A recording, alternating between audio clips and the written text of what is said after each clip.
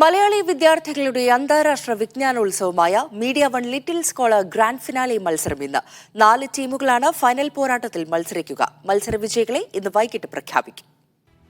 വിവിധ രാജ്യങ്ങളിൽ നിന്നായി 1,00,000-ലധികം വിദ്യാർത്ഥികളാണ് മീഡിയ വൺ ലിറ്റിൽ സ്കോളർ പ്രാഥമിക ഘട്ട മത്സരങ്ങളിൽ പങ്കെടുത്തത്.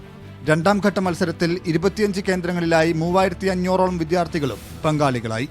കേരളം, ചെന്നൈ, ബാംഗ്ലൂർ, ആൻഡമാൻ, GCCയിലെ വിവിധ രാജ്യങ്ങളിൽ നിന്നായി 100 വിദ്യാർത്ഥികളാണ് മൂന്നാം ഘട്ട മത്സരത്തിൽ പങ്കെടുത്തത്. 3 ഘട്ടങ്ങളിലായി നടന്ന മത്സരങ്ങൾക്കൊടുവിലാണ് തിരുവനന്തപുരം, ആലപ്പുഴ, കോഴിക്കോട്, തൃശൂർ ജില്ലകളിൽ നിന്നുള്ള പ്രതിനിധികൾ ഫൈനൽ പോരാട്ടത്തിൽ മത്സരിക്കുന്നത്. സീനിയർ വിഭാഗം മൂന്നാം ഘട്ടത്തിലെ ആദ്യ 8 സ്ഥാനക്കാരാണ് ഗ്രാൻഡ് ഫൈനലിൽ മാറ്റുരയ്ക്കുക. സബ് ജൂനിയർ, ജൂനിയർ വിഭാഗം 3 ഘട്ട മത്സരങ്ങളോടെ സമാപിച്ചിരുന്നു.